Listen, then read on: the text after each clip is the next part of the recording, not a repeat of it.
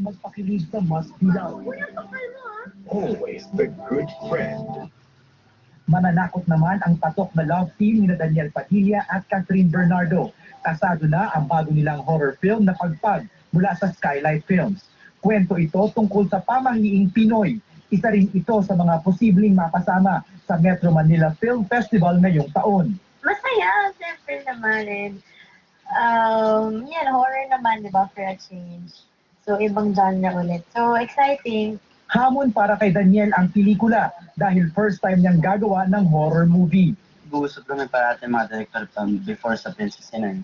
Sabi ko ako gusto ko ng horror. Si Catherine nakapag-horror na siya.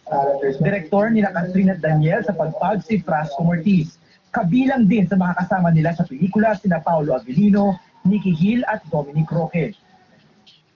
Sa kabila ng excitement ng dalawa para sa bago nilang pelikula, may bago namang intriga. Kumalat ang litratong ito sa Twitter kung saan tila binubulungan si Catherine ng isa sa mga miyembro ng Glee na bumisita sa bansa kamakailan. Parang may tinatanong lang siya nun kasi di ko actually matandaan kung ano yung pinag-uusapan. Basta nasakto lang nila na picture lang nila pero wala. Hindi kailangan pa tanungin eh. Naisip ko pa tuloy. Hindi tuloy na iwasang biruing nagseselo si Daniel. Nagsiselos ka na. Okay lang. Wala na siya eh. Oo nga, buti na lang umalis siya. Magiging abala naman ang dalawa dahil bukod sa pelikula, sisimulan na rin nila ang kanilang teleserye. MJ Felipe para sa Umagang Balita.